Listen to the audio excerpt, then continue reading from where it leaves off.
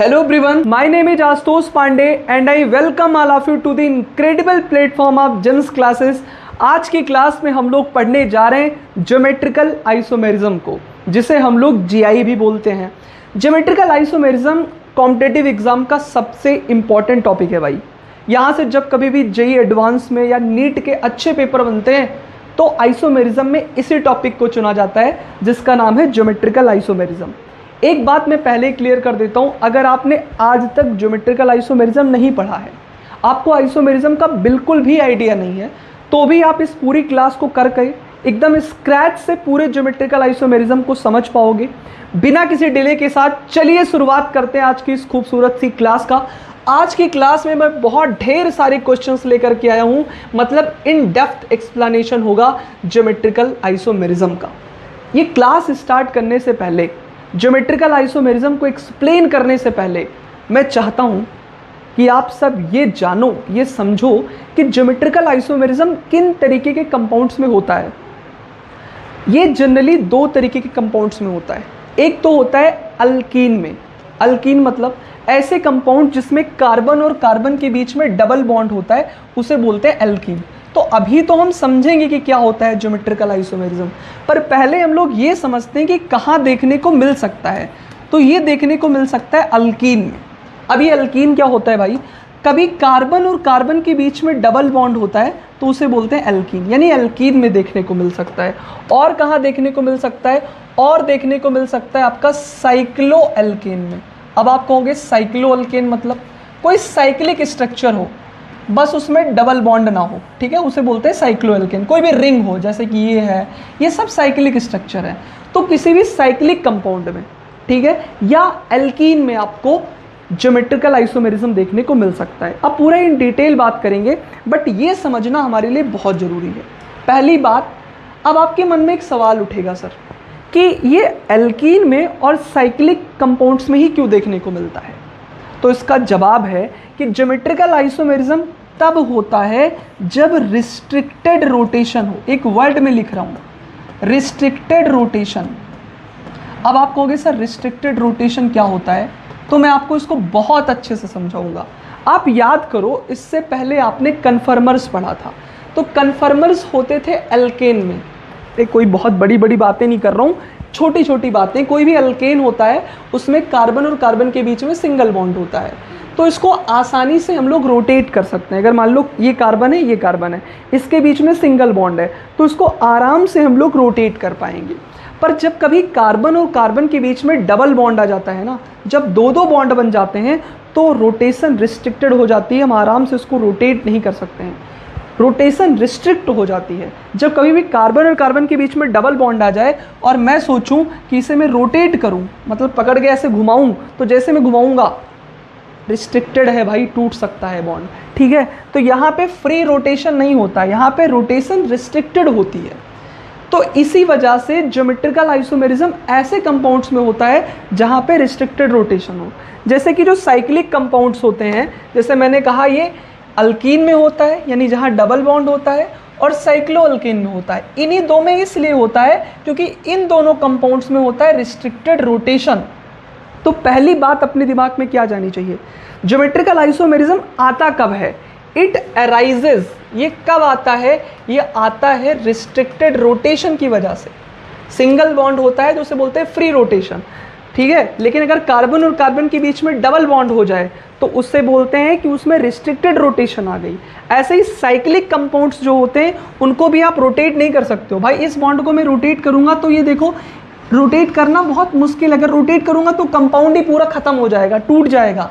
मतलब cyclo alkanes में cyclic structure जो होते हैं उसमें भी रिस्ट्रिक्टेड रोटेशन होती है। तो ज्योमेट्रिकल आइसोमेरिज्म का जन्म ही होता है, it arises due to restricted rotation. I hope आपको इतनी बात क्लियर होगी। अब हम लोग आगे बढ़ते हैं, और जब आगे बढ़ेंगे तो आपको बहुत सारी चीज़ें समझ में आएंगी। वैसे कंसेप्ट तो यही था अपना, ज्योमेट्रिकल आइसोमेरिज्म का कंसेप्ट यही है। अब इसी के ऊपर हम लोग बात करेंगे। तो चलिए अब समझते हैं ज्योमेट्रिकल आइसोमेरिज्म को, कि ये ज्योमेट्रिकल आइसोमेरिज्म क्या होता है। देखो ज्योमेट्रिकल आइसोमेरिज्म किसका पार्ट है, आप सबको पता है, ये स्टीरियो आइसोमेरिज्म का पार्ट है। अगर आपको याद नहीं है तो मैं आपको बता देता हूँ, हमारा जो आइसोमेरिज्म था वो 2 तरीके का होता था। सबको याद है? हाँ सर याद है। कौन कौन सा? एक होता है आपका स्ट्रक्चरल आइसोमर्स, स्ट्रक्चरल आइसोमेरिज्म, और एक आपका होता है स्टीरियो आइसोमेरिज्म। तो ये जो आप पढ़ने जा रहे हो ना, स्टीरियो आइसोमेरिज्म, ये किसका पार्ट है? बोलो, ज्योमेट्रिकल आइसोमेरिज्म किसका पार्ट है? स्टीरियो आइसोमेरिज्म का पार्ट है। स्टीरियो आइसोमेरिज्म, इसके अंदर 2 चीज़ें होती हैं। एक होता है ज्योमेट्रिकल आइसोमर जो आज आप लोग पढ़ने वाले हो, और एक होता है ऑप्टिकल आइसोमर जो आप लोग कल पढ़ोगे। तो स्टीरियो आइसोमर के 2 पार्ट्स हमें पढ़ने हैं, एक तो पढ़ना है ज्योमेट्रिकल और एक तो पढ़ना है ऑप्टिकल आइसोमर। तो अभी हमको ये पता रखना है कि जो ज्योमेट्रिकल आइसोमर है किसके अंदर आता है? ये स्टीरियो आइसोमेरिज्म के अंदर आता है। तो वही पहले इसको डिटेल में समझते हैं, क्या होता है भाई ज्योमेट्रिकल आइसोमेरिज्म। वैसे तो आप जान चुके हो, पर एक बार पढ़ लेते हैं। Geometrical isomerism is a type of stereo isomerism that arises due to the restricted rotation. कहाँ होगा ये? रिस्ट्रिक्टेड रोटेशन जहाँ होगा वहीं पे ज्योमेट्रिकल आइसोमेरिज्म का जन्म होता है। ठीक है, जैसे कि कार्बन डबल बॉन्ड कार्बन है, तो डबल बॉन्ड के अंदर रिस्ट्रिक्टेड रोटेशन हो सकता है, या कोई साइक्लिक स्ट्रक्चर हो साइक्लिक स्ट्रक्चर में भी क्या होता है? रिस्ट्रिक्टेड रोटेशन होता है। तो जनरली ये डबल बॉन्ड में और साइक्लिक स्ट्रक्चर में जन्म लेता है। क्यों? क्योंकि ज्योमेट्रिकल आइसोमेरिज्म वहीं आता है जहाँ पे रिस्ट्रिक्टेड रोटेशन होता है, और इन दोनों में रिस्ट्रिक्टेड रोटेशन होता है। इसी वजह से जीआई इसी में हम लोगों को पढ़ना है। अब देखो, टॉपिक बहुत आसान है, इसको कुछ लोग बहुत हार्ड बना देते हैं। आज तुम मेरे साथ पढ़ोगे, देखोगे कि मैं आपको बहुत सारा क्वेश्चन कराऊंगा, और जब क्वेश्चन कराऊंगा तो आप एक्चुअल में समझ पाओगे कि पेपर में क्वेश्चन बनता कैसे है। जैसे इस बार नीट का पेपर हुआ, जब इस बार रीनीट का पेपर हुआ तो ऑर्गेनिक में बच्चों को बड़ी डिफ़िकल्टी आई, क्योंकि उनके बेसिक्स नहीं क्लियर थे। पेपर अच्छा बन गया तो दिक्कत हो गई। इसीलिए आपको वो जो कंटेंट है ना, हाई लेवल का कंटेंट, वो मैं देने की कोशिश कर रहा हूँ यूट्यूब पर, कि भाई वो जो प्रीमियम कंटेंट है एकदम डेप्थ में जाकर के टॉपिक पढ़ाने का प्रण लिया है, और एकदम सिंपल वे में समझाएंगे। चलो आगे बढ़ते हैं। अब देखते हैं कि कहाँ कहाँ पे ज्योमेट्रिकल आइसोमेरिज्म हो सकता है। कंडीशन फॉर ज्योमेट्रिकल आइसोमेरिज्म, देखो अगर मैं इसकी कंडीशन की बात करूँ तो उस कंपाउंड में होगा जिसमें डबल बॉन्ड हो, वहाँ पे ज्योमेट्रिकल आइसोमेरिज्म हो सकता है। भाई मैं ये नहीं कह रहा हूँ कि ज़रूरी नहीं है कि सारे डबल बॉन्ड वाले में ज्योमेट्रिकल आइसोमेरिज्म हो। मान लिया सारे एल्कीन में ज्योमेट्रिकल आइसोमेरिज्म हो, ज़रूरी नहीं है, पर अगर डबल बॉन्ड है तो उससे रिस्ट्रिक्टेड रोटेशन आएगी, वहाँ हो सकता है। तो ज्योमेट्रिकल आइसोमेरिज्म कहाँ हो सकता है? जहाँ डबल बॉन्ड हो। अब जरूरी नहीं कि जितने भी डबल बॉन्ड वाले कंपाउंड है वहाँ पे जीआई हो, पर अगर डबल बॉन्ड है तो कंडीशन हो सकती है। ठीक है, तो यहाँ पे ज्योमेट्रिकल आइसोमेरिज्म हो सकता है। ठीक है, अच्छा ऐसा क्यों कहते हैं कि डबल बॉन्ड वाले में हो सकता है? क्योंकि डबल बॉन्ड वाले के अलाउंग जो रोटेशन होता है वो रिस्ट्रिक्टेड होता है। ठीक है, और जहाँ रिस्ट्रिक्टेड रोटेशन वहाँ जीआई। अब क्या क्या कंडीशन? पहला तो डबल बॉन्ड होना चाहिए। ज्योमेट्रिकल आइसोमेरिज्म जीआई को होने के लिए क्या होना चाहिए भाई?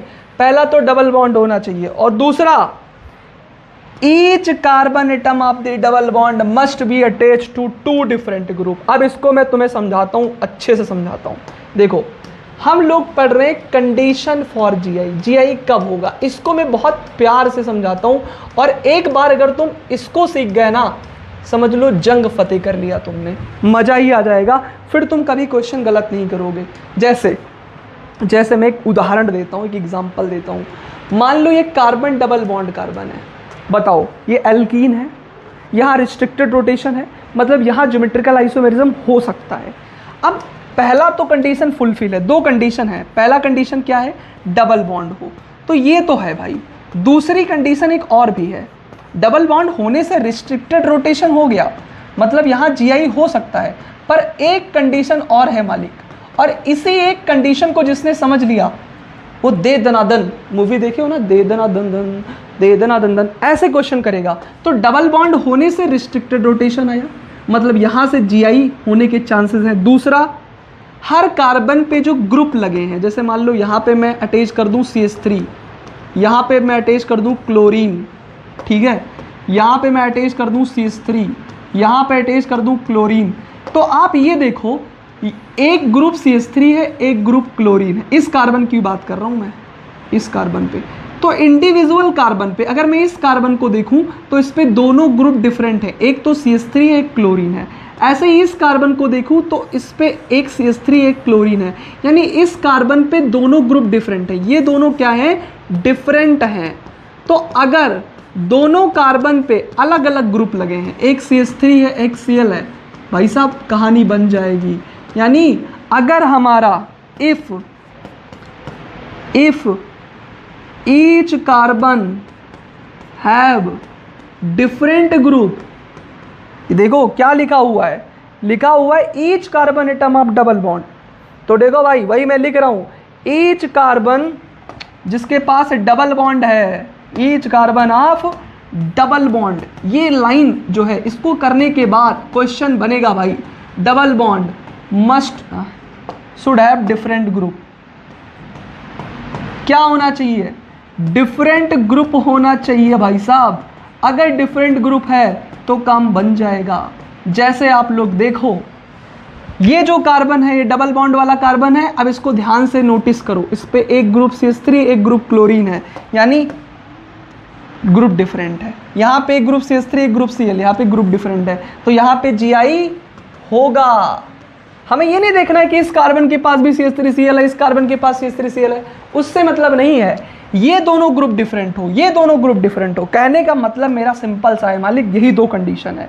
पहली कंडीशन, जैसे मान लो ये है कार्बन डबल बॉन्ड कार्बन, अब इससे मान लो कोई ग्रुप लगा है A, इससे कोई ग्रुप लगा है B, यहाँ मान लो कोई ग्रुप लगा है C, यहाँ ग्रुप लगा है D।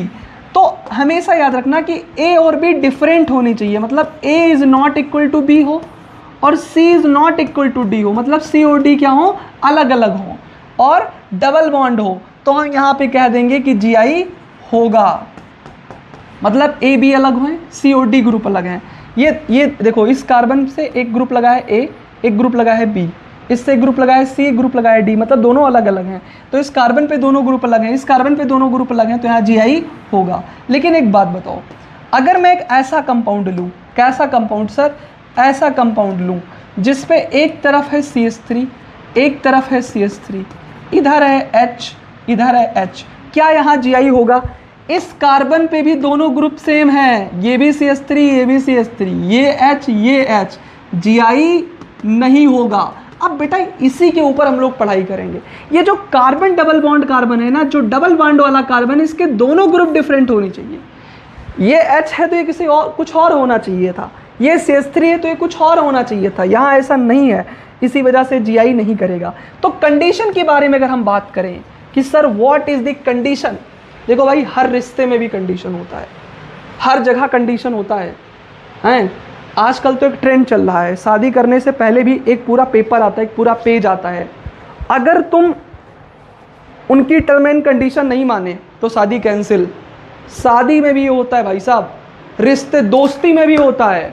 अब तो दोस्ती बनती है तो उसके बहुत सारे टर्म एंड कंडीशन होते हैं। तो ऐसे ज्योमेट्रिकल आइसोमेरिज्म के दो कंडीशन है। पहली बात तो रिस्ट्रिक्टेड रोटेशन होना चाहिए, समझ गए बात को। और जिस कार्बन, अगर डबल बॉन्ड है, मैं अल्कीन की बात कर रहा हूँ, अभी हम केवल अल्कीन की बात कर रहे हैं। Condition for geometrical isomerism in alkene, अगर एल्कीन की बात करें तो उसमें डबल बॉन्ड तो होगा ही, तो डबल बॉन्ड हो। दूसरा भाई साहब, पहली बात तो रोटेशन रिस्ट्रिक्टेड होना चाहिए, हाँ ये तो बात सही है सर। और दूसरा जो डबल बॉन्ड वाला कार्बन है उस पर डिफरेंट ग्रुप होना चाहिए, ये दो कंडीशन है। अब देखो कहाँ कहाँ रिस्ट्रिक्टेड रोटेशन हो सकता है। देखो रिस्ट्रिक्टेड रोटेशन वहाँ हो सकता है जहाँ डबल बॉन्ड हो, जहाँ जहाँ डबल बॉन्ड होगा वहाँ रिस्ट्रिक्टेड रोटेशन होगा। अब आप कहोगे सर कहाँ कहाँ डबल बॉन्ड होगा, कोई आपके पास जवाब है? तो मैं कहूँगा मेरे पास जवाब है, और मेरे पास जो जवाब है ये तुम्हें याद होना चाहिए मालिक, ये सब तुम्हें पता होना चाहिए कि कहाँ कहाँ रिस्ट्रिक्टेड रोटेशन हो सकता है। तो जिसके अंदर डबल बॉन्ड होगा, और हमारे सिलेबस में ये नहीं कि PhD लेवल का पढ़े, हमारे बुक के अंदर, हमारे NCERT बुक के अंदर, हमारे PYQs के अंदर इन सभी से क्वेश्चन पूछा गया है। ये सब रिस्ट्रिक्टेड रोटेटरी सिस्टम है, जैसे कि कार्बन डबल बॉन्ड कार्बन, इसमें डबल बॉन्ड है ना, तो यहाँ पे रिस्ट्रिक्टेड रोटेशन है, इसे हम लोग कहते हैं एल्कीन। क्या कहते हैं? एल्कीन। जहाँ जहाँ भी रिस्ट्रिक्टेड रोटेशन है। ऐसे ही कार्बन डबल बॉन्ड नाइट्रोजन हो और यहाँ से एक OH जुड़ा हो, ठीक है, और यहाँ पे नाइट्रोजन का लोन पेयर होता है, वो तो अंडरस्टूड होता है। आप सिंपल सी चीज़ समझो कि अगर कार्बन डबल बॉन्ड नाइट्रोजन हो और नाइट्रोजन से OH जुड़ा हो तो इसे हम लोग कहते हैं ऑक्साइन। अब जिसको ये लर्न नहीं है ये भी लर्न हो जाएगा। लर्न करना इज़ नॉट अ प्रॉब्लम, वो तो मेरा काम है करवाना यार, लर्न तो मैं कराऊंगा। अभी आप इतना समझो कि इसमें डबल बॉन्ड है ना, कार्बन डबल बॉन्ड नाइट्रोजन और इससे OH लगा है तो उसे बोल देंगे ऑक्साइन। डबल बॉन्ड है, रिस्ट्रिक्टेड रोटेशन है, Gi होगा, मतलब हो सकता है Gi, ठीक है। ऐसे कार्बन डबल बॉन्ड नाइट्रोजन है और इस नाइट्रोजन से एक कोई ग्रुप लगाया है दैट इज CH3, ठीक है। तो अगर कार्बन डबल बॉन्ड नाइट्रोजन है उससे कोई ग्रुप लगाया है तो उसे बोलेंगे इमाइन। अब एक होता है एजो कंपाउंड। एजो कंपाउंड मतलब समझते हो, सिंपल है यार, नाइट्रोजन डबल बॉन्ड नाइट्रोजन, इसे बोलते हैं एजो कंपाउंड्स। तो यहाँ भी डबल बॉन्ड है तो यहाँ भी Gi होगा। अभी एक एक को डिटेल में पढ़ेंगे, परेशान मत हो। हम लोग ऑक्साइन के अंदर पढ़ेंगे, इमाइन के अंदर पढ़ेंगे, आराम से पढ़ेंगे। आज की क्लास में यही करने वाले हैं, तसल्ली से बैठ जाओ, सुनते रहो। तो कहीं भी डबल बॉन्ड हो, चाहे ऑक्साइन में भी डबल बॉन्ड है ना, यहाँ भी होगा Gi, इमाइन में भी है, यहाँ भी होगा Gi। एजो कंपाउंड मतलब जिसमें नाइट्रोजन डबल बॉन्ड नाइट्रोजन वाला कंपाउंड हो, यहाँ भी होगा। साइक्लोअल्केन तो होगा ही होगा भाई, क्योंकि रिंग वाला स्ट्रक्चर है, साइक्लिक कंपाउंड है।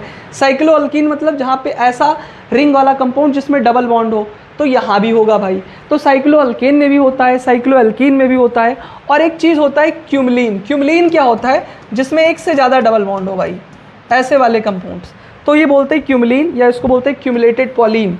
अब जहाँ जहाँ भी मैं सिंपल सी एक चीज़ बताऊँ, चाहे ऑक्साइन हो, इमाइन हो, डबल बॉन्ड वाला हो, साइक्लोअल्केन हो, साइक्लोअल्कीन हो, इन सब में डबल बॉन्ड है या रिंग है। जहाँ जहाँ भी जिस जिस कंपाउंड में भी डबल बॉन्ड और रिंग होगा, कान खोल के सुन लो, जिस जिस कंपाउंड में भी डबल बॉन्ड और रिंग होगा वहाँ Gi होगा। तो आपके सिलेबस में जो मैंने इतनी सारी चीज़ें बताई हैं भाई, इन सबको याद नहीं करना है मालिक, ये सब तो अभी तुम्हें याद हो जाएगा। याद करना is not a problem.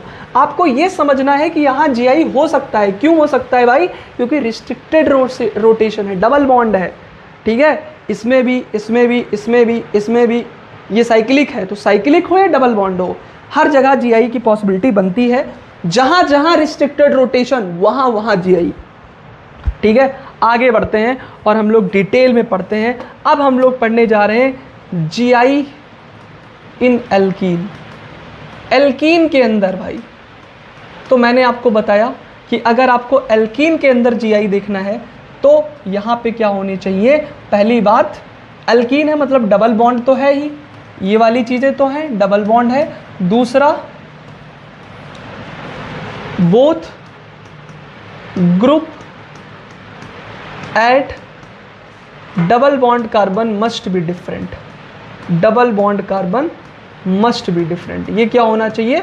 Different होना चाहिए। इसके ऊपर बहुत सारे क्वेश्चन पूछे गए हैं। जैसे मान लो मैं आपको एक एग्जांपल दूं, मैं आपसे कहूं आप मुझे बताओ क्या यहाँ पे Gi होगा या नहीं होगा।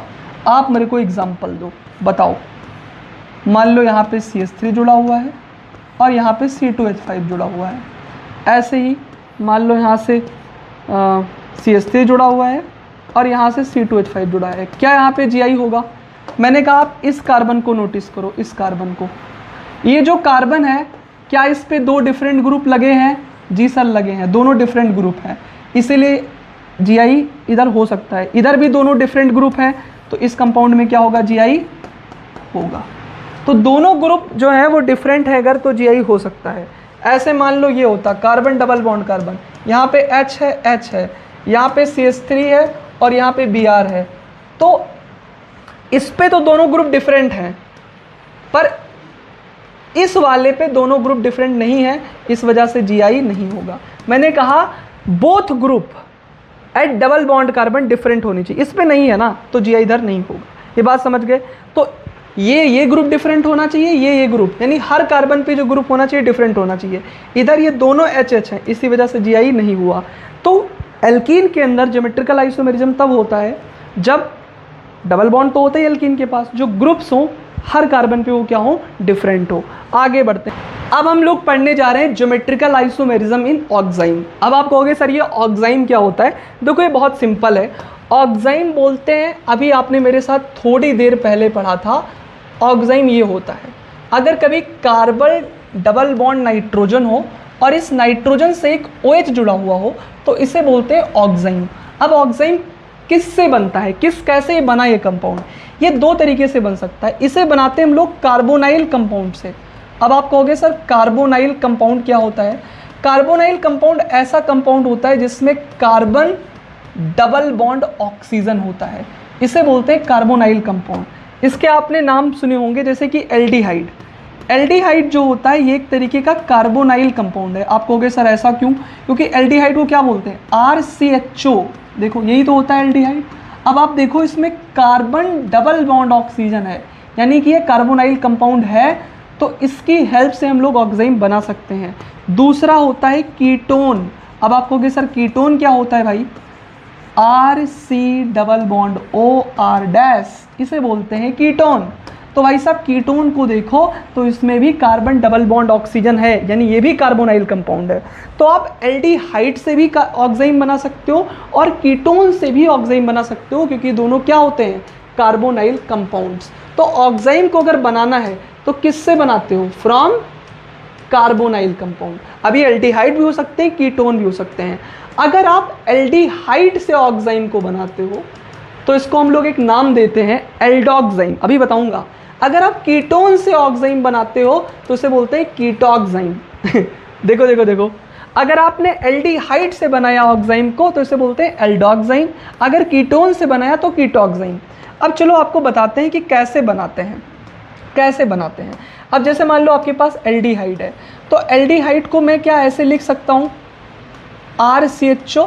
हाँ, ये एल्डिहाइड होता है। हाँ, अब क्या करना होता है, ये जो हमारा एल्डिहाइड है इसके रिएक्शन आप करा दो। ऑक्सीजन को हमेशा बाहर की तरफ रखते हैं, ठीक है? ऐसा क्यों करते हैं अभी थोड़ी देर बाद समझ पाओगे। इसके रिएक्शन करा दो NH2OH के साथ।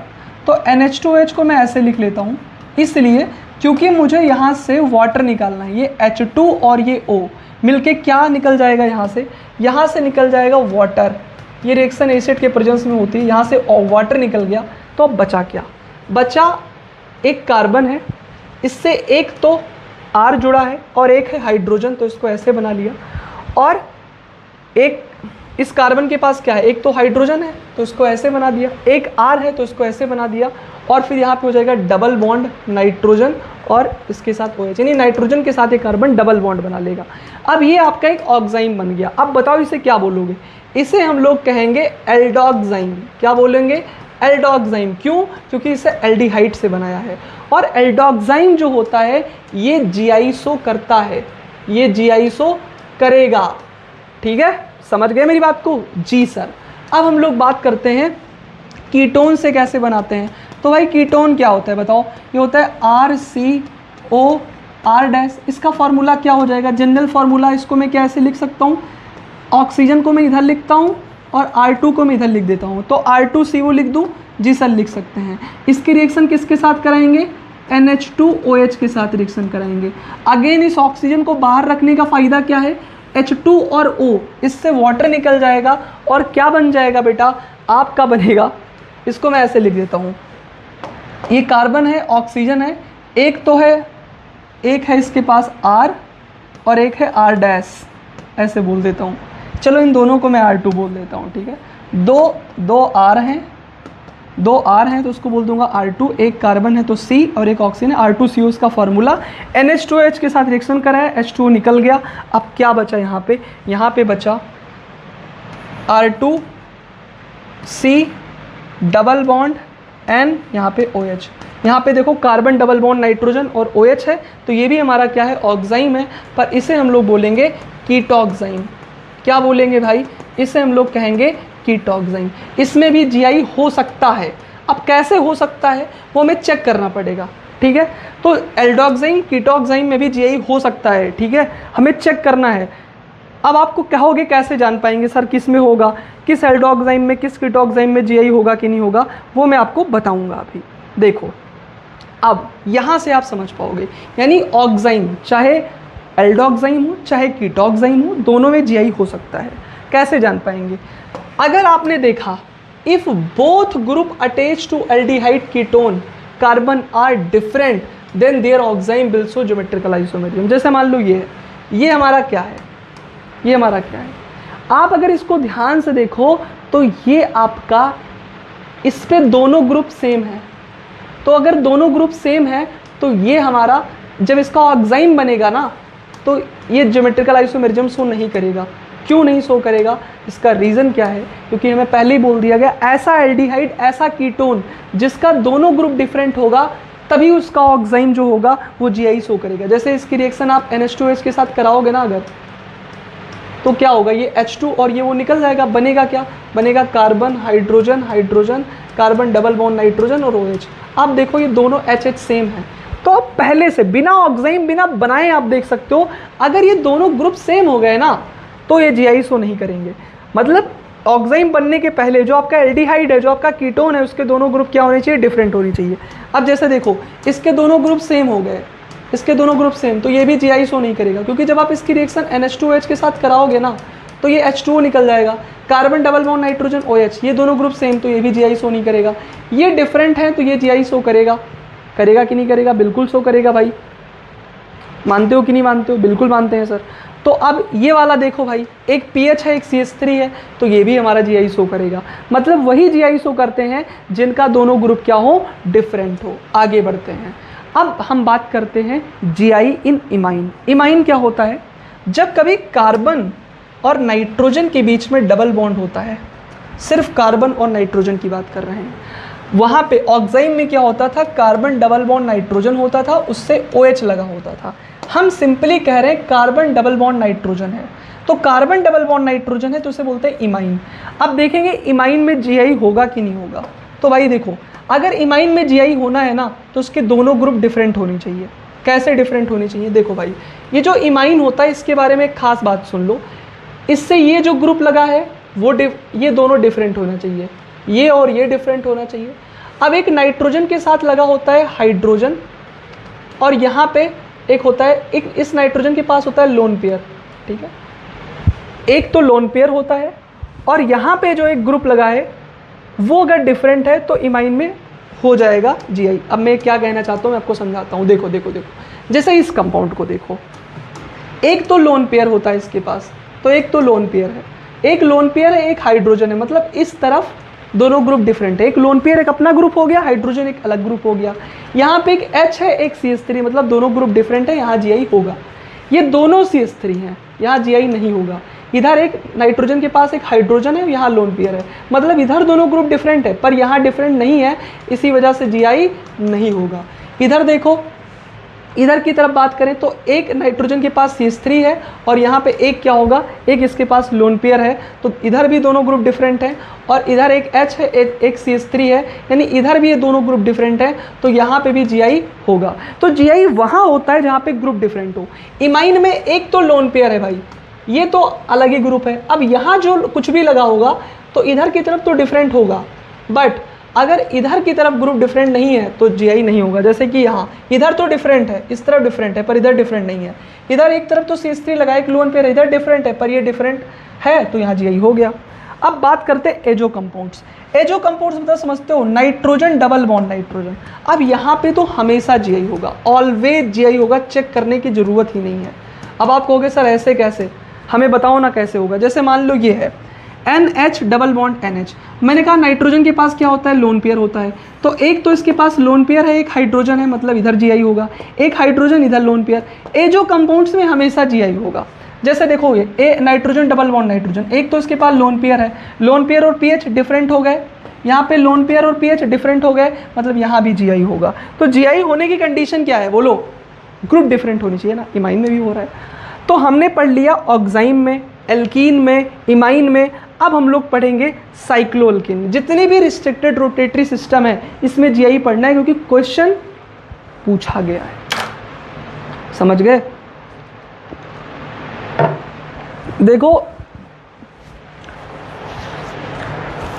अपने ज़िंदगी में इतनी मेहनत करो, इतनी मेहनत करो ना कि कभी तुम्हें रेग्रेट ना हो, कभी तुम्हें रेग्रेट ना हो। मैं अपने लाइफ में लगातार 4 सालों से मैं लगातार लगा हुआ हूँ, दिन रात एक कर दिया। अभी आज तक भी मैं घर नहीं जाता हूँ, सिंपली एक काम करता रहता हूँ, पढ़ाते रहते हैं, पढ़ाते रहते हैं, पढ़ाते रहते हैं, क्योंकि एक सपना दिखता है। अपना एक सपना ये है कि वो जो सपना है ना क्वालिटी एजुकेशन को घर घर तक पहुंचाने का ना, वो पहुंचा के रहेंगे, वो करके रहेंगे। तुम्हारे मन में इस तरीके से बसना है ना ये कंटेंट दे करके कि कभी तुम ये ना सोचो कि अगर मैं बड़ी बड़ी कोचिंग में नहीं जा सकता, मुझे ऑफलाइन समझ नहीं आ सकता तो मैं नहीं पढ़ सकता हूँ।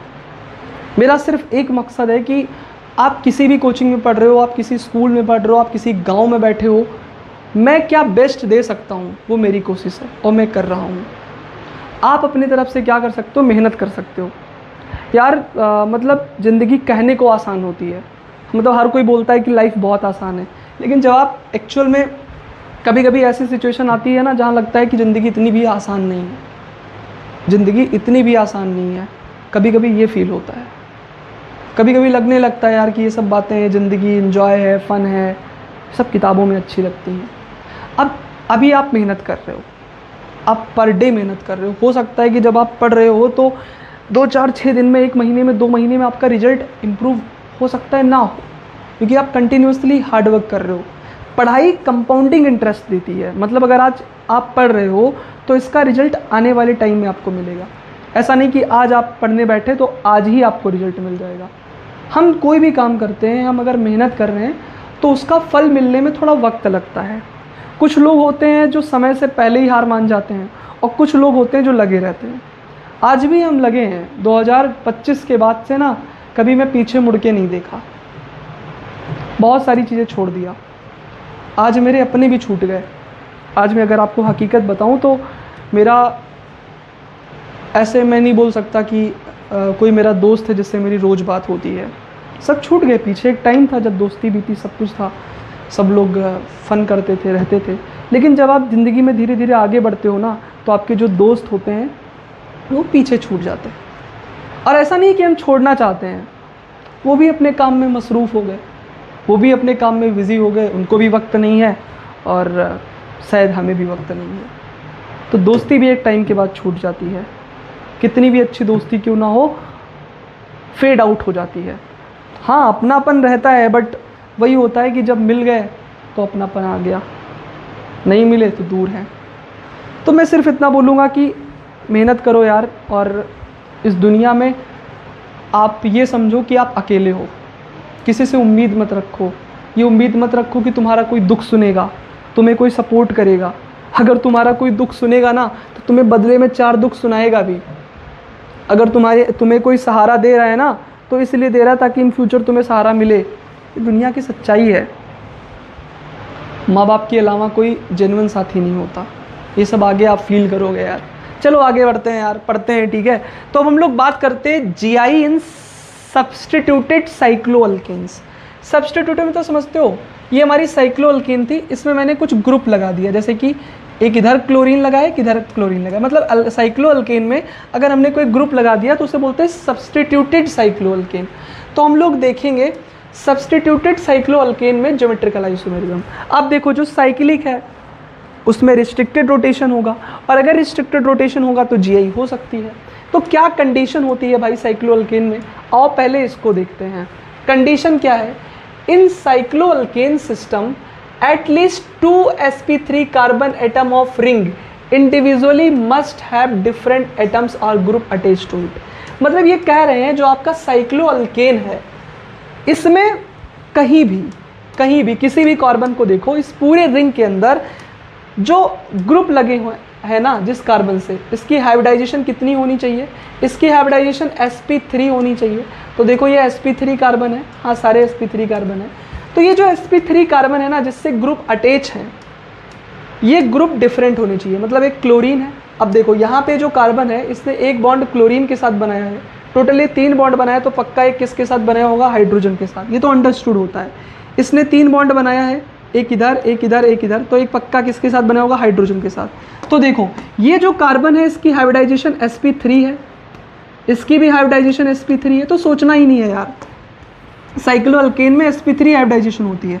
और आप देखो यहाँ पे एक क्लोरीन है और इसके पास एक हाइड्रोजन है, तो अगर एक क्लोरीन है ग्रुप, एक हाइड्रोजन है, तो यहाँ पे जीआई होगा। यही कहना चाहते हैं कि रिंग के अंदर कहीं भी, जरूरी नहीं कि ये फर्स्ट पोजीशन या सेकंड पोजीशन है तो यहीं पे ग्रुप डिफरेंट हो, पूरे रिंग के अंदर। जैसे देखो ये हमारा है ब्रोमीन, इससे एक हाइड्रोजन जुड़ा है, ये दोनों ग्रुप डिफरेंट है। ये ब्रोमीन है, इससे हाइड्रोजन जुड़ा है, ये दोनों ग्रुप डिफरेंट है। ये Cl एक हाइड्रोजन है, एटलीस्ट 2, 3 है तो ठीक बात है। अब यहाँ पे देखो 3 जगह पे ग्रुप डिफरेंट है, बट एटलीस्ट 2 sp3 कार्बन पे ग्रुप डिफरेंट होना चाहिए, यानी यहाँ भी Gi होगा। आप इसको देखो भाई, इसको देखो, चलो दिखाते हैं। ये देखो भाई, ये देखो, इसको देखो, क्या आप देखना चाहोगे इसको? हाँ सर दिखा दो। सर क्यों नहीं देखेंगे सर जी, हम तो देखने के लिए आए हैं। देखो भाई ये रिंग है ना, साइक्लोअल्केन है कि नहीं है? जी सर साइक्लोअल्केन है। इस पे देखो ये जो एटलीस्ट 2 जगह पे, पूरे रिंग के अंदर 2 जगह पे ग्रुप्स डिफरेंट हो। यहाँ पे भी CH3 है, यहाँ पे भी CH3 है, तो यहाँ पे तो दोनों ग्रुप सेम हो गए ना।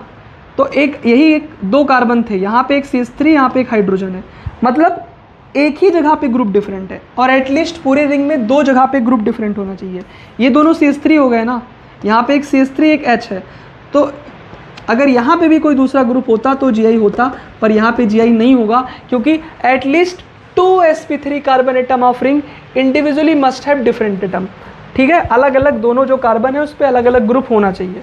अब जैसे देखो यहाँ पे इस रिंग को देखो, यहाँ पे साइक्लोअल्केन है, एक CH3 है एक H है, तो ये दोनों ग्रुप डिफरेंट हो गए।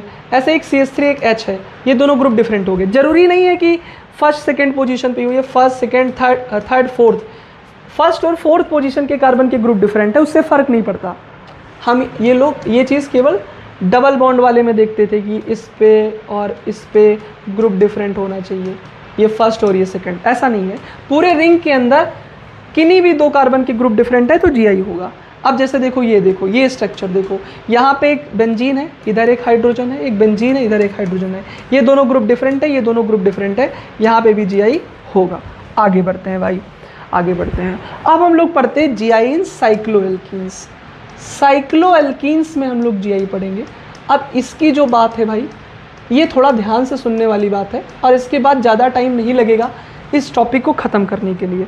अब साइक्लोएल्कीन की जब हम बात करते हैं, साइक्लोएल्कीन मतलब समझते हो, ऐसा साइक्लिक रिंग जिसके अंदर एल्कीन हो। जैसे ये एक रिंग है, साइक्लिक स्ट्रक्चर है, अब इसमें डबल बॉन्ड लगा दूं तो ये साइक्लोएल्कीन हो जाएगा।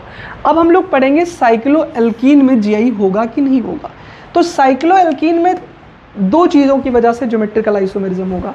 एक तो डबल बॉन्ड की वजह से, इसमें डबल बॉन्ड भी है, तो रिस्ट्रिक्टेड रोटेशन किसकी वजह से आता है? एक तो डबल बॉन्ड की वजह से आता है, और दूसरा किसकी वजह से आता है? दूसरा आता है रिंग की वजह से। तो साइक्लोएल्कीन में डबल बॉन्ड भी है और रिंग भी है। तो अगर डबल बॉन्ड की वजह से भी Gi हो रहा है तो भी मान लेंगे पूरे कंपाउंड में Gi हो रहा है। अगर रिंग की वजह से भी Gi हो रहा है तो भी मान लेंगे कि Gi हो रहा है। अब इसके कुछ रूल हैं। साइक्लोएल्कीन में Gi कब होता है? पहली बात, डबल बॉन्ड वाले के केस में तो सब कुछ सेम है। एक बात याद रखना, रिंग के केस में तो आप सब कुछ सेम एज साइक्लोएल्केन। रिंग वाले में तो सब कुछ सेम एज साइक्लोएल्केन। जैसा आपने साइक्लोएल्केन में किया है ना, कि अगर रिंग है तो एटलीस्ट उसके जो ग्रुप्स हैं ना, जैसे मान लो ये रिंग है, ठीक है, ये रिंग है। अब इस रिंग है, अब इसमें डबल बॉन्ड है, तो ये साइक्लोएल्कीन हो गया। अब यहाँ पे जो ग्रुप लगे हैं ना, जैसे कि एक CH3 एक H, यहाँ पे एक लगा है C2H5 एक H, तो ये देखो एटलीस्ट पूरे रिंग के अंदर एटलीस्ट ऐसे कार्बन जिसकी हाइब्रिडाइजेशन sp3 है, उनके दोनों ग्रुप डिफरेंट हो। तो यहाँ पे दोनों ग्रुप डिफरेंट है, ये भी sp3 कार्बन है, इसके भी दोनों ग्रुप डिफरेंट है। तो यानी रिंग के अबाउट ये Gi शो कर रहा है, ज्योमेट्रिकल आइसोमेरिज्म हो सकता है। ठीक है, क्यों? क्योंकि इसके अंदर 2 ग्रुप डिफरेंट है। तो अगर हमें साइक्लोएल्कीन में Gi चेक करना है तो 2 की वजह से चेक करना है, एक तो डबल बॉन्ड की वजह से और एक तो रिंग की वजह से। अगर डबल बॉन्ड की वजह से Gi चेक करोगे तो रिंग जो होनी चाहिए वो 8 कार्बन की होनी चाहिए, रिंग एटलीस्ट 8 कार्बन की हो। अभी मैं क्वेश्चन से समझाता हूँ, ये चीज़ आप क्वेश्चन से ही समझोगे यार, इसको ना समझने के लिए क्वेश्चन ही चाहिए होगा। चलो क्वेश्चन करके समझते हैं, आओ क्वेश्चन करके समझते हैं। कहाँ चला गया होए? साइक्लोएल्कीन, हाँ ये आ गया। आओ देखो, पहली बात, साइक्लोएल्कीन में डबल बॉन्ड की वजह से Gi होगा और रिंग की वजह से होगा। तो रिंग वाला तो हम पढ़ चुके हैं, हमें कुछ नहीं करना है। रिंग, अगर मान लो मैं इस रिंग के अबाउट Gi देखूंगा तो रिंग के अबाउट अगर मुझे जीआई चेक करना है तो मुझे sp3 कार्बन, जैसे ये कंपाउंड है, अब इसमें रिंग की वजह से पहले देखते हैं क्या रिंग की वजह से जीआई हो सकता है। तो रिंग की कंडीशन क्या है, sp3 कार्बन होना चाहिए। ये जो कार्बन है ये तो हमारा क्या है, ये जो कार्बन है ये तो हमारा sp2 है, ये कार्बन तो sp2 है ना, ये sp2 है, तो इसके अबाउट तो हम देखेंगे नहीं। ये सारे कार्बन sp3 हैं, पर यहाँ पे कोई डिफरेंट ग्रुप नहीं है, इस वजह से रिंग के अबाउट जीआई नहीं होगा। अब डबल बॉन्ड की वजह से जीआई होगा क्या, डबल बॉन्ड की वजह से अगर जीआई देखना चाहते हो तो जो रिंग है ये 8 कार्बन की होनी चाहिए। ये रिंग 8 कार्बन की नहीं है, मतलब डबल बॉन्ड के अबाउट भी जीआई नहीं होगा, तो पूरे कंपाउंड में जीआई नहीं होगा। अब देखो इसको देखो, अगर हम रिंग के अबाउट देखें, रिंग के अबाउट देखें तो रिंग के अबाउट देखेंगे तो ये हमारा sp3 कार्बन है, इससे 2 ब्रोमीन जुड़े हैं, 2 ब्रोमीन जुड़े हैं, मतलब एक ब्रोमीन इधर और एक ब्रोमीन ऐसे बना लो, एक ब्रोमीन ऐसे बना लो, 2 ब्रोमीन जुड़े हैं। यहाँ पे एक CH3 एक H है, तो यहाँ पे आप देखो इस कार्बन के पास दोनों ग्रुप सेम हैं, इस कार्बन के पास sp3 है पर दोनों ब्रोमीन है, तो अगर दोनों ब्रोमीन है तो यहाँ पे जीआई नहीं होगा। क्यों, क्योंकि यहाँ पे तो ग्रुप डिफरेंट है, एक CH3 है और एक H है, ये दोनों ग्रुप डिफरेंट है, sp3 कार्बन है, तो एटलीस्ट पूरे रिंग में 2 sp3 कार्बन के ग्रुप डिफरेंट होने चाहिए, एक के डिफरेंट है और कहीं डिफरेंट नहीं, ये दोनों भी आ रहे हैं, ये तो सेम हो गए ना, तो इसमें भी जीआई नहीं होगा। और डबल बॉन्ड के रिंग के अबाउट तो जीआई होगा ही नहीं, और डबल बॉन्ड के लिए क्या चाहिए, 8 कार्बन, तो 8 कार्बन तो है नहीं। इसमें देखो भाई, इसमें अगर हम देखेंगे तो अगर मैं बात करूँ रिंग के अबाउट, तो रिंग के अबाउट के लिए ऐसे कार्बन चाहिए, 2 sp3 जिसके ग्रुप डिफरेंट हो। एक कार्बन तो मुझे दिख रहा है जिसके ग्रुप डिफरेंट है पर दूसरा कोई नहीं है, तो रिंग के अबाउट नहीं होगा। और डबल बॉन्ड के अबाउट होने के लिए 8 कार्बन चाहिए। क्या इसमें 8 कार्बन है, 1 2 3 4 5 6 7 8, मतलब 8 कार्बन है, तो यहाँ पे जीआई होगा। किसी भी एक में अगर कंडीशन फुलफिल हो रही है तो जीआई होगा। अच्छा, अगर यही क्वेश्चन था, अगर मैं इसमें थोड़ा सा करेक्शन कर दूँ, एक को कर दूँ Br, एक को कर दूँ CH3, अब बताओ इसमें जीआई होगा कि नहीं होगा। तो देखो पहले हम देखेंगे रिंग के अबाउट, क्योंकि साइक्लोएल्कीन है तो पहले रिंग को चेक करो, इसमें रिंग और एल्कीन दोनों है। रिंग के लिए कंडीशन क्या है, sp3 कार्बन हो और दोनों ग्रुप डिफरेंट हो, एटलीस्ट 2 कार्बन के, तो एक कार्बन के तो ग्रुप डिफरेंट है और यहाँ पे भी इस कार्बन के ग्रुप डिफरेंट है, यानी रिंग के अबाउट जीआई होगा। डबल बॉन्ड के अबाउट जीआई नहीं होगा क्योंकि इसके लिए 8 कार्बन चाहिए, तो नहीं है। तो अगर रिंग के अबाउट भी जीआई हो रहा है तो उस पूरे कंपाउंड में जीआई होगा। ठीक है भाई, आगे बढ़ते हैं। तो हम लोगों ने साइक्लोएल्कीन में भी जीआई पढ़ लिया। अब ये क्वेश्चन है, सारे क्वेश्चन आपको मैं होमवर्क दे रहा हूँ, आप लोग मुझे करके बताओगे। ये कार्बन डबल बॉन्ड कार्बन है, इससे एक ग्रुप जुड़ा हुआ है ये इधर, और एक हाइड्रोजन, इससे एक ग्रुप जुड़ा हुआ है CH3 हाइड्रोजन, यहाँ पे जीआई होगा। अब ऐसे आप लोग क्वेश्चन करके मुझे बताओगे, कमेंट करोगे कहाँ कहाँ जीआई होगा। अब चलो ये क्वेश्चन है, इसमें देखते हैं कि कहाँ जीआई होगा कहाँ नहीं होगा। अब देखो, अगर मैं जेई की बात करूँ तो जेई एडवांस में यहाँ से क्वेश्चन पूछा गया है, जेई एडवांस के पेपर यहाँ से बने हैं, नीट के भी पेपर यहाँ से बनते हैं, तो ज़रा ध्यान से सुनना। देखो पहले तो आप देखो, ये साइक्लोएल्कीन नहीं है। क्यों सर, क्योंकि अगर इस साइक्लिक स्ट्रक्चर के अंदर डबल बॉन्ड आता तो इसे साइक्लोएल्कीन बोलते हैं। यहाँ पे डबल बॉन्ड भी है और रिंग भी है, तो आप ध्यान से सुनो।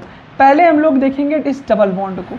अगर आप इस डबल बॉन्ड को देखो तो ये हमारा एक कार्बन है। अब आप कहोगे सर इधर तो H है, इधर मिथाइल है, यानी इधर ग्रुप डिफरेंट है, पर सर इधर का कैसे पता करें। तो आप एक काम करो, इस रिंग को, ये जैसे मान लो ये कार्बन है, कार्बन डबल बॉन्ड कार्बन, यहाँ बीच से कट कर दो। तो जब आप बीच से कट करोगे तो आप देखोगे ऊपर की तरफ ये वाला ग्रुप आएगा और नीचे की तरफ ये वाला ग्रुप आएगा, यानी ऊपर और नीचे वाले ग्रुप क्या है, ये दोनों आपस में डिफरेंट है, तो यहाँ पे जीआई होगा। ये एक तरीका होता है। जैसे मान लो आपको यहाँ पता करना है, तो ये कार्बन डबल बॉन्ड कार्बन, इधर तो मिथाइल और हाइड्रोजन डिफरेंट है, इधर आप कट करो। तो जब आप कट करोगे तो देखो ये Br, हाफ Br ऊपर हाफ Br नीचे, तो ये दोनों सेम हो जाएंगे, हाफ Br ऊपर हाफ Br नीचे, और इधर भी कार्बन नंबर भी सेम है, तो यहाँ पे जीआई नहीं होगा। लेकिन अगर आप यहाँ देखो, यहाँ पे अगर आप इसे कट करो, यहाँ से कट करो, यहाँ से, तो आप देखोगे यहाँ भी जीआई नहीं होगा। क्यों, क्योंकि यहाँ पे पहली बात तो यहाँ पे दोनों हाइड्रोजन ही सेम है, तो अगर एक तरफ दोनों हाइड्रोजन सेम है तो कैसे होगा जीआई, यार ग्रुप तो डिफरेंट होना चाहिए ना, जीआई नहीं होगा। यहाँ पे देखो, यहाँ पे एक मिथाइल है, एक हाइड्रोजन है, यहाँ से इसे कट करो, यहाँ पे भी जीआई नहीं होगा, क्योंकि इधर तो सेम है सर, इधर तो सेम, इधर तो डिफरेंट है, पर इधर क्या हो जाएगा, सेम हो जाएगा। जितने कार्बन ऊपर उतने ही कार्बन नीचे। यहाँ पे देखो ये नाइट्रोजन OH है, यहाँ पे लोन पेयर है, तो ये दोनों तो डिफरेंट है, ये भी डिफरेंट है, तो यहाँ GI होगा। यहाँ मिथाइल है, यहाँ इथाइल है, यहाँ पे लोन पेयर OH है, यहाँ भी GI होगा। तो ऐसे आपको चेक करना है। मान लो इसकी बात करते हैं, तो यहाँ पे H है, यहाँ पे मिथाइल है, इधर दोनों ग्रुप डिफरेंट है। यहाँ से इसको कट कर लो, आप यहाँ पे जब देखोगे तो ऊपर और नीचे के ग्रुप डिफरेंट है, तो यहाँ पे GI होगा। ये सेम क्वेश्चन आ गया, पिछली वाली स्लाइड ये भी आ गई है बेटा, ठीक है, गलती से सेम लास्ट स्लाइड है। आगे बढ़ते हैं, अब इसको देखते हैं। ये हमारा साइक्लोएल्कीन है। अब पहले अगर ये साइक्लोएल्कीन है, साइक्लिक भी है, डबल बॉन्ड भी है, तो इसे बोलेंगे साइक्लोएल्कीन। जब रिंग के अंदर डबल बॉन्ड आता है तो उसे बोलते हैं साइक्लोएल्कीन। अब पहले देखेंगे रिंग के अबाउट।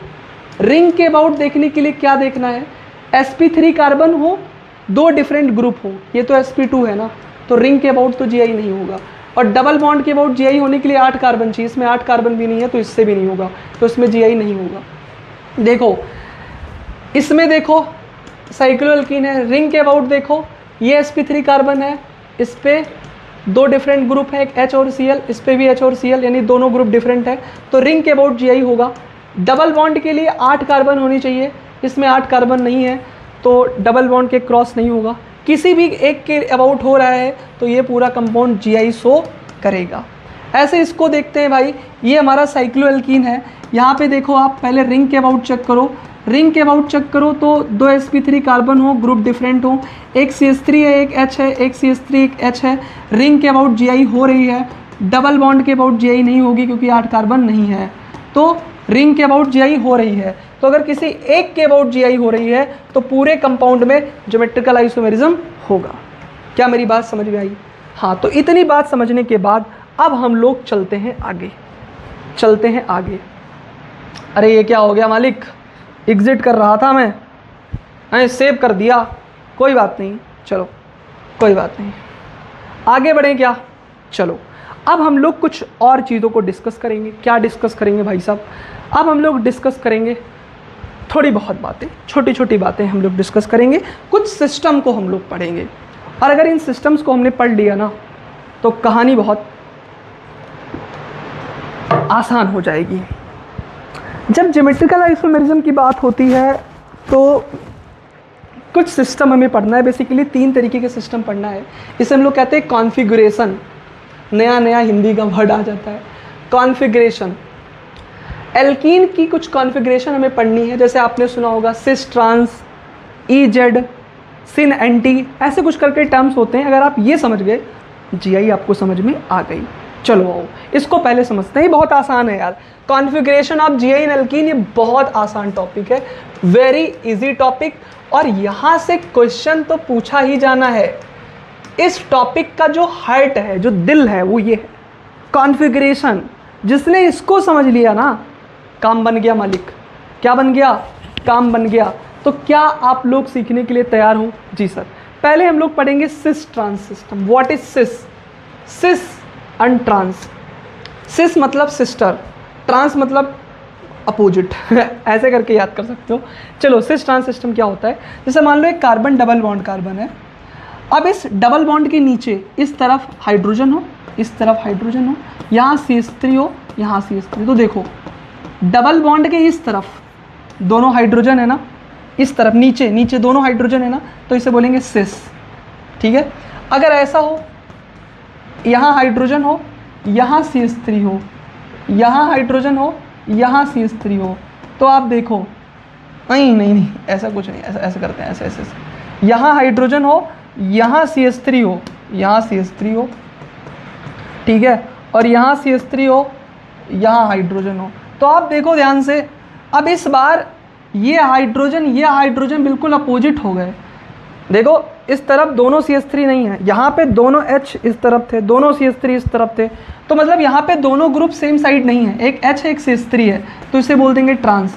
तो जब डबल बॉन्ड के अबाउट दोनों ग्रुप सेम होते हैं तो सिस बोलते हैं, और अगर डबल बॉन्ड के इस तरफ दोनों ग्रुप डिफरेंट है तो क्या बोलेंगे? ट्रांस बोलेंगे। अब ऐसा नहीं है कि ये एल्कीन के अंदर ही होता है, ये डबल बॉन्ड के अंदर भी आपको देखने को मिल सकता है। जैसे मैं आपको एग्जाम्पल से समझाता हूँ, आप गौरवान्वित फील करेंगे। कहते हैं ना, जैसे मान लो ये पहला तो ये हो सकता है एल्कीन में, और दूसरा ये हो सकता है रिंग में, जैसे कि साइक्लोएल्केन्स। मैं आपको एग्जांपल से समझाता हूँ। पहले तो अल्कीन वाला देख लो। मान लो ये कार्बन है, डबल बॉन्ड कार्बन है, यहाँ पे लगा है क्लोरीन, यहाँ पे लगा है क्लोरीन, यहाँ पे लगा है ब्रोमीन, यहाँ पे लगा है ब्रोमीन। देखो ये दोनों ग्रुप सेम साइड हैं तो इसे बोल देंगे सिस। लेकिन अगर ऐसा हो, यहाँ Cl हो, यहाँ Br हो, यहाँ Br हो, यहाँ Cl हो, तो आप देखो इस बार क्या हुआ, इस बार इस तरफ दोनों ग्रुप डिफरेंट हैं तो इसे बोल देंगे ट्रांस। तो Gi सिस और ट्रांस में ही होता है, सिस वाला ट्रांस में कन्वर्ट होता है, ट्रांस वाला सिस में कन्वर्ट होता है। आगे आप लोग पढ़ोगे, पर आप समझो अगर दोनों ग्रुप सेम साइड है तो सिस बोलेंगे, अपोजिट साइड है ट्रांस बोलेंगे। साइक्लोएल्केन में भी कुछ ऐसा ही होता है। मान लो ये हमारा एक साइक्लोएल्केन है, यहाँ पे मान लो एक ग्रुप है H, यहाँ पे लगा है OH, यहाँ पे एक H, यहाँ पे लगा है OH। आप देखो ये दोनों ग्रुप्स नीचे है ना, तो ये सिस हैं, क्या है, सिस हैं। पर अगर ऐसा हो जाता, ये H ये OH, यहाँ पे OH ऊपर हो जाए, H नीचे हो जाए, तो OH अपोजिट साइड हो गए ना, तो इसे बोल देंगे ट्रांस। तो सिस ट्रांस समझ में आया जी सर। आगे बढ़ते हैं, चलो पहचानो कौन सा सिस है कौन सा ट्रांस है। आप पकड़ो भाई, कार्बन डबल बॉन्ड कार्बन के एक तरफ Br है, ये H है, मतलब दोनों ग्रुप डिफरेंट है, तो ये क्या हो जाएंगे, ट्रांस हो जाएंगे। यहाँ पे देखो ये CH3 कार्बन डबल बॉन्ड के दोनों तरफ क्या है, CH3 है। किसी भी एक को पकड़ के देख लो यार, देख लो ना, उस तरफ देखो, कार्बन डबल बॉन्ड के इस तरफ देखो, दोनों ग्रुप सेम है तो उसे क्या बोलेंगे, सिस बोलेंगे। ऐसे ही देखो यहाँ पे दोनों तरफ कार्बन डबल बॉन्ड, कार्बन के नीचे दोनों ग्रुप क्या है, H है, तो इसे क्या बोलेंगे, सिस बोलेंगे। अगर तुम्हें किसी ऊपर या नीचे कहीं भी दोनों ग्रुप सेम दिख जाए तो सिस। जैसे कि यहाँ पे देखो, इसको देखो, ये कार्बन डबल बॉन्ड कार्बन है, हाँ सर। यहाँ पे नीचे क्या है, एक कार्बन है, ऊपर क्या है भाई, ऊपर की तरफ एक कार्बन है। तो देखो एक नीचे है कार्बन और एक कार्बन ऊपर है, यानी कि एक नीचे एक ऊपर, यानी ये हो जाएगा ट्रांस। एक नीचे एक ऊपर है ना, अपोजिट साइड हो गया ना, तो ट्रांस हो जाएगा।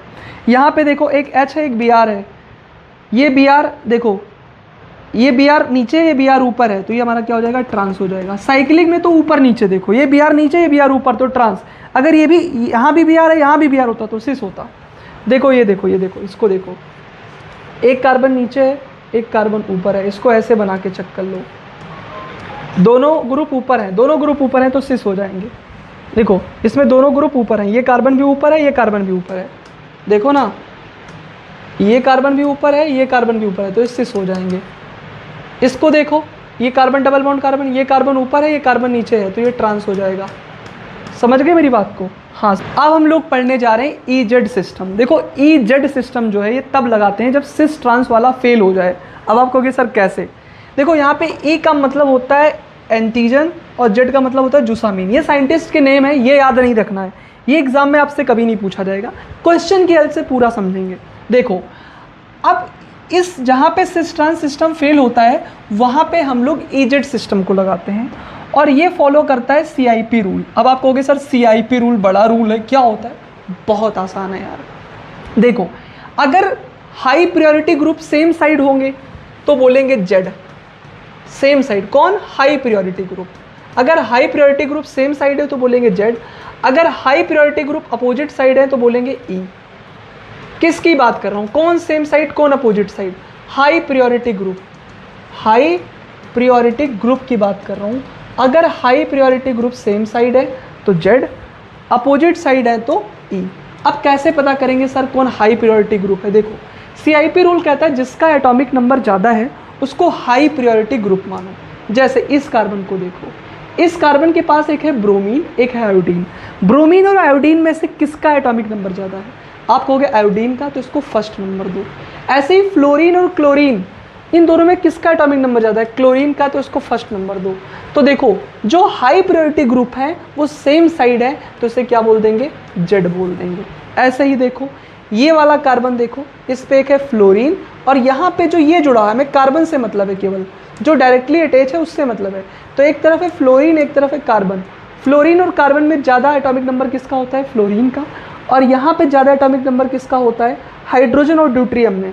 अब जो डी है इसे बोलते हैं आइसोटोप्स ऑफ हाइड्रोजन। तो आइसोटोप्स जो होते हैं इनका मास ज़्यादा होता है, इस वजह से इनको प्रायोरिटी ज़्यादा दी जाती है। तो यहाँ पे फ्लोरीन का एटॉमिक नंबर ज़्यादा है, और अगर किसी सेम एलिमेंट के आइसोटोप है तो उसको प्रायोरिटी ज़्यादा दी जाएगी। तो देखो high priority group opposite side है तो उसको बोलेंगे एंटीजन यानी ई। ठीक है, आगे बढ़ते हैं। इसमें सिस ट्रांस आइडेंटिफाई करो, ये तो हम लोग कर चुके हैं यार, ये तो हमारा ट्रांस होगा। क्यों? क्योंकि बी आर अपोजिट साइड है, ये तो हमारा ट्रांस है। ये होमवर्क है यार, ये तो हम लोग कर चुके हैं। ये हमारा सिस है, दोनों एच सेम साइड है, तो ये आप लोग करना। ईजेड सिस्टम तो अभी हम लोगों ने करा। अब हम लोग पढ़ते हैं CIP रूल, और ये भी हम लोग पढ़ चुके हैं। आगे बढ़ते हैं। अब हम लोग पढ़ते हैं if directly attach atom are the same. अब यहाँ पे मैंने कहा कि अगर CIP रूल आप लगा रहे हो और इससे जो डायरेक्टली एटम अटैच है वो सेम है, तो आप आगे के एटम की तरफ आगे बढ़ो। जैसे मान लो एक कार्बन डबल बॉन्ड कार्बन है, अब यहाँ पे दोनों, ये भी कार्बन है ये भी कार्बन है, तो मैं किसको हाई प्रायोरिटी पे मानूं? तो अब यहाँ पे जब ये दिक्कत आ जाए कि दोनों एटम सेम हो जाएं, तो हम लोग कहते हैं कि अब आगे के एटम को देखो, आगे के 3 एटम को देखना है, नेक्स्ट 3 एटम को देखना है, नेक्स्ट 3 एटम। ये ट्रिक है बेटा, याद रखना। आगे के 3 एटम को देखो और उनको लिख लो। जैसे मान लिया यहाँ भी कार्बन है यहाँ भी कार्बन है, मैंने देख लिया कि दोनों कार्बन है, दोनों एटम सेम है, तो मैं क्या करूँगा, नेक्स्ट 3 एटम्स को लिखूँगा। जैसे ये कार्बन है, इसके बाद 3 कौन है, हाइड्रोजन है। एटॉमिक नंबर जिसका ज़्यादा है उसके बेसिस पे लिखेंगे। अब यहाँ पे तीनों हाइड्रोजन है तो सबका एटॉमिक नंबर सेम है, तो ऐसे लिख लिया। अब यहाँ पे ये कार्बन है, अब नेक्स्ट 3 एटम लिखो, तो 2 हाइड्रोजन है 1 कार्बन है, पर पहले किसको लिखेंगे, पहले कार्बन को लिखेंगे, नेक्स्ट 3 को ही देखना है। तो 2 हाइड्रोजन हो गया नेक्स्ट 3, और 1 कार्बन हो गया, क्योंकि इस कार्बन से 2 हाइड्रोजन जुड़ा है और 1 कार्बन जुड़ा है। पर पहले किसको लिखेंगे, पहले लिखेंगे कार्बन को, फिर लिखेंगे हाइड्रोजन को। अब बताओ, यहाँ पे तीनों हाइड्रोजन है, यहाँ पे हाइड्रोजन, यहाँ पे कार्बन, यानी कार्बन का एटॉमिक नंबर क्या होता है, ज़्यादा होता है। आप जैसे लिखोगे आप समझ जाओगे, कार्बन का एटॉमिक नंबर ज़्यादा तो ये वाला जीत जाएगा, तो ये फर्स्ट नंबर। ऐसे ही इधर देखो, यहाँ भी कार्बन यहाँ भी कार्बन। अब नेक्स्ट 3 एटम को देखो, तो यहाँ पे 2 तो हो गया हाइड्रोजन और 1 क्या हो गया, 1 हो गया कार्बन। अब पहले मैंने कार्बन को लिखा क्योंकि कार्बन का एटॉमिक नंबर ज़्यादा है, फिर 2 हाइड्रोजन। ऐसे ही इसको देखो, कार्बन है, अब इससे 1 हाइड्रोजन जुड़ा है, 1 ये कार्बन 1 ये कार्बन, तो मैं जब इसको लिखूंगा तो ऐसे लिखूंगा, carbon carbon hydrogen. Next 3 atom को देखना है पर एटॉमिक नंबर वाइज लिखना है। यहाँ पे कार्बन 2 हाइड्रोजन है, यहाँ पे 2 कार्बन 1 हाइड्रोजन, मतलब इसकी प्रायोरिटी ज़्यादा है, तो high priority group same side, तो जेड हो जाएगा। इसको देखो, ये देखो कार्बन ये कार्बन, नेक्स्ट 3 एटम लिखो, नेक्स्ट 3 एटम 2 हाइड्रोजन है और 1 कार्बन है, तो पहले कार्बन को लिखेंगे फिर 2 हाइड्रोजन को लिखेंगे। यहाँ पे इसको देखो, ये कार्बन है, नेक्स्ट 3 एटम 1 कार्बन 2 हाइड्रोजन। ठीक है, अब जब आप यहाँ पे करोगे तो यहाँ पे भी 1 कार्बन 2 हाइड्रोजन आ रहा है, तो आप आगे बढ़ो। आगे के जब बढ़ोगे, इससे काम नहीं बन रहा है, अब आप आगे बढ़ो। आगे जब बढ़ोगे तो यहाँ पे देखोगे 1 कार्बन 2 हाइड्रोजन है, और यहाँ पे 1 कार्बन 1 हाइड्रोजन और 1 कार्बन, यानी 2 कार्बन 1 हाइड्रोजन है, तो ये वाला हमारा जीत जाएगा, तो ये 1 हो जाएगा। मैं इसको समझाता हूँ क्या है पूरी कहानी, मैं इसको आराम से समझाता हूँ। देखो करना क्या है, इस कार्बन को पकड़ो, ये कार्बन है, नेक्स्ट 3 एटम लिखो, HC नहीं लिखना है। ऐसा क्यों नहीं लिखना है, 2 हाइड्रोजन 1 कार्बन है, हम पहले C को लिखेंगे। क्यों? क्योंकि इसका एटॉमिक नंबर ज़्यादा है, कंपैरिजन करने में आसानी होगी। हाँ ऐसे लिख लिया। इसको देखो C, तो नेक्स्ट 3 एटम, तो 1 कार्बन 2 हाइड्रोजन, तो CHH। अब यहाँ पे मामला टाई हो रहा है ना, तो नेक्स्ट पे जाओ, नेक्स्ट देखो, इसमें मामला टाई हो रहा है, तो नेक्स्ट 3 लिखोगे तो क्या हो जाएगा, 2 हाइड्रोजन 1 कार्बन, तो यहाँ पे 1 कार्बन 2 हाइड्रोजन आ रहा है। इसके नेक्स्ट 3 लिखो तो यहाँ पे 1 कार्बन और 1 हाइड्रोजन, तो कार्बन कार्बन हाइड्रोजन, तो ये वाला जीत जाएगा। तो अब ये जीत गया, तो इसको फर्स्ट नंबर दो। इसमें CH3 है, 1 कार्बन 2 हाइड्रोजन, यहाँ पे 1 कार्बन, और फिर किसको लिखना है, नेक्स्ट 3 एटम को लिखना है, तो आप उसको लिखो जिसका एटॉमिक नंबर ज़्यादा है, तो आयोडीन को लिखूंगा फिर H को लिखूंगा, तो ये हमारा हाई प्रायोरिटी ग्रुप बन जाएगा, इसको फर्स्ट नंबर दे देंगे।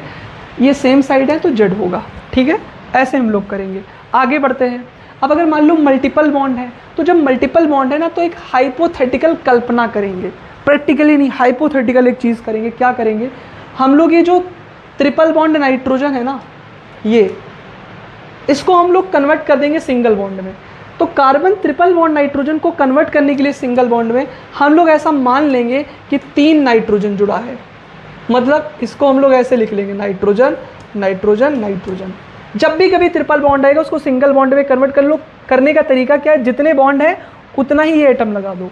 जैसे मान लो यहाँ पे कार्बन ट्रिपल बॉन्ड CH है, तो हम लोग क्या करेंगे, सिंपल सा काम करेंगे, हम लोग इसको तोड़ेंगे, लिखेंगे कार्बन CH3 C 3 बार कार्बन को लिख लिया। मतलब जितने बॉन्ड है उतने ही कार्बन को लिख लो और काम बन जाएगा आपका। तो यहाँ पे देखो, यहाँ पे कार्बन कार्बन सेम है। नेक्स्ट 3 एटम क्या है, नाइट्रोजन नाइट्रोजन नाइट्रोजन। यहाँ पे कार्बन नेक्स्ट 3 एटम क्या है, पहले दो हाइड्रोजन एक ऑक्सीजन, पर पहले लिखेंगे किसको, ऑक्सीजन को, फिर किसको लिखेंगे, हाइड्रोजन को। तो यहाँ नाइट्रोजन और ऑक्सीजन में बाजी कौन जीतेगा, नाइट्रोजन जीतेगा, हाइड्रोजन नाइट्रोजन, तो ये वाला जीत जाएगा। तो ये फर्स्ट नंबर आएगा। इधर देखो यहाँ पे 3, हमें क्या करना है, 3 कार्बन ग्रुप लगाना है। तो जब 3 कार्बन ग्रुप लगाएंगे, क्योंकि ट्रिपल बॉन्ड है, तो नेक्स्ट 3 एटम्स क्या हो जाएंगे, CCH, और यहाँ पे हो जाएगा CHH, तो ये जीत जाएगा। तो ये फर्स्ट, ये दोनों अपोजिट साइड है, तो एंटीजन यानी E हो जाएगा। ये ऐसे हम लोग करेंगे, समझ गए बात को। अब जैसे मान लो ये क्वेश्चन है, इसको करते हैं, which is a pair of geometrical isomerism. तो देखो इसमें से कौन आइडेंटिकल नहीं है। जब ऐसे क्वेश्चन आए तो यहाँ पे थोड़ा दिमाग चलाना है, कौन सा पेयर ज्योमेट्रिकल आइसोमेरिज्म है। तो देखो यहाँ पे Br और मिथाइल अपोजिट साइड है, और यहाँ पे देखो यहाँ पे भी Br और मिथाइल अपोजिट साइड है, तो ये कंपाउंड तो सेम है भाई। अगर दोनों कंपाउंड ही आइडेंटिकल हैं, एक जैसे हैं, सेम है, तो कहाँ का जी है यार, एक सिस है तो दूसरा ट्रांस होना चाहिए। अब आप इसको ZEZ सिस्टम से भी कर सकते हो। तो दोनों जब ZZ हैं तो काहे का ज्योमेट्रिकल आइसोमेरिज्म नहीं हुआ, ज्योमेट्रिकल आइसोमेरिज्म। यहाँ ट्रिक क्या है देख लो, यहाँ पे PH है, और यहाँ पे मिथाइल और OH अपोजिट साइड है, यहाँ पे भी मिथाइल OH अपोजिट साइड है, यहाँ भी GI नहीं होगा। किसी भी दो को पकड़ के देख लो, नहीं होगा GI। यहाँ पे देख लो, यहाँ पे ब्रोमीन यहाँ है, सेम है, नहीं होगा GI। यहाँ पे देखो, यहाँ पे PH है, यहाँ पे मिथाइल अपोजिट साइड है, यहाँ पे मिथाइल और मिथाइल सेम साइड है, तो यानी यहाँ पे GI होगा। अब चाहो तो ZE सिस्टम से करो, और चाहो तो डायरेक्ट देख के बता दो यार। अगर कोई दो ग्रुप, किसी भी दो को पकड़ो, जैसे इसको पकड़ा मैंने मिथाइल को, जो दोनों में कॉमन है, इसमें मिथाइल अपोजिट साइड है, इसमें मिथाइल सेम साइड है, मतलब आइडेंटिकल नहीं है, तो GI होगा। ठीक है भाई, आगे बढ़ते हैं। अभी क्वेश्चन करते हैं, the geometrical isomerism is shown by, किसमें ज्योमेट्रिकल आइसोमेरिज्म होगा भाई। तो देखो ये, इसमें हम लोग क्या करेंगे, पहले हम लोग इसको यहाँ से कट कर लेंगे। तो जब यहाँ से कट करेंगे तो आप देखना एक बार, कट करने की जरूरत ही नहीं। यहाँ पे देखो इस कार्बन के पास 2 हाइड्रोजन है, यानी दोनों ग्रुप सेम है, तो यहाँ पे GI नहीं होगा। यहाँ पे भी दोनों हाइड्रोजन है, यहाँ पे भी GI नहीं होगा। तीसरे वाले को देखते हैं, तीसरे वाले को देखें तो इसके पास एक हाइड्रोजन है, एक क्लोरीन है, और यहाँ से इसको कट करेंगे। तो यहाँ से जब कट करेंगे तो हाफ CH3 ऊपर हाफ CH3 नीचे, यानी यहाँ भी नहीं होगा। चौथे में देखो, चौथे में हो जाएगा। इसको यहाँ से हम लोग कट करेंगे, तो यहाँ पे ये इतना डिफरेंट ग्रुप है, ये डिफरेंट ग्रुप है, एक हाइड्रोजन एक क्लोरीन है, यहाँ GI होगा। ये एम्स 2004 का क्वेश्चन है। आगे बढ़ते हैं भाई। Which of the following compound will exhibit cis trans geometrical isomerism. Cis trans geometrical isomerism कौन शो करेगा, ये होमवर्क है। मैं आपसे क्वेश्चन पूछ रहा हूँ, कमेंट सेक्शन में रिप्लाई देना, मैं देखूंगा। बेटा बहुत ही अच्छे तरीके से मैंने आपको सारी चीज़ें पढ़ा देना है। ये ज्योमेट्रिकल आइसोमेरिज्म का पार्ट 1 है, इसको बेटा आप लोग अच्छे से पढ़ लो, और कल या परसों मैं इसका पार्ट 2 डालूंगा, और पार्ट 2 डालने के बाद पूरा ज्योमेट्रिकल आइसोमेरिज्म मैं आपको बिल्कुल प्यार से समझा दूंगा, अच्छे तरीके से समझा दूंगा। बस आप मेहनत करके पढ़ते रहो, सिर्फ मैं इतना बोलूँगा। कंसिस्टेंटली लगे रहो, और कभी हार मत मानो, कभी किसी से अपने आप को कंपेयर मत करो। अगर आपसे कोई आगे बढ़ रहा है ना, तो उसे बढ़ने दो, अपने वक्त का इंतज़ार करो। जब सही वक्त आएगा ना, तो तुम उससे ज़्यादा आगे पहुँचोगे, ये भरोसा रखो। किसी की सक्सेस से जलना नहीं है, किसी की सक्सेस को अप्रिसिएट करना है। कि जब आप सक्सेस को अप्रिसिएट करते हो ना, तो अपने दिमाग में पॉजिटिव चीज़ें लेते हो, और जब आप पॉजिटिव चीज़ें लेते हो तो आप पॉजिटिव बन जाते हो। तो यूनिवर्स की एनर्जी आपके साथ टाई अप हो जाती है, क्योंकि यूनिवर्स कभी नेगेटिव चीज़ों को सपोर्ट नहीं करता है। पहले तो किसी की सक्सेस को अप्रिसिएट करो, किसी से खुद को कंपेयर मत करो, किसी के बारे में जेलस मत फील करो। हमेशा ऑनेस्ट रहो, कोशिश करो कि लॉयल रहो, और अपने काम को लेकर के काफ़ी ईमानदार रहो। अपने माँ बाप की इज्जत करो, अच्छे से पढ़ाई करो। और मैं आप सबको एक शायरी सुना देता हूँ, बहुत ही आप लोग यहाँ तक जुड़े रहे हो, या अगले क्लास में सुना दे क्या, जैसा बोलो। बस मैं इतना बोलूँगा यार कि आसान नहीं होता है। इस क्लास को पढ़ाने के लिए मैं अपना 5 घंटे लगाया हूँ। पीपीटी बनाना, 3D विजुअलाइजेशन कराना, क्वेश्चन सेट करना। कोई क्लास खड़े होकर के पढ़ाना आसान नहीं होता है। इसके पीछे वैकेंट में बहुत मेहनत होती है, कंटेंट के पीछे बहुत मेहनत होती है। आसान नहीं होता कंटेंट को डिलीवर करना। लोग कहते हैं टीचिंग आसान है, एक बार करके देखो फिर पता लगेगा कितना डिफ़िकल्ट टास्क है। तो ऐसे मेहनत करते रहो। मैं पूरी तरीके से तैयार हूँ, मैं पूरी तरीके से रेडी हूँ अपने प्यारे प्यारे छोटे भाइयों बहनों को पढ़ाने के लिए। मिलते हैं अगले लेक्चर में। आप सभी लोगों को मेरा बहुत बहुत धन्यवाद। Thank you so much.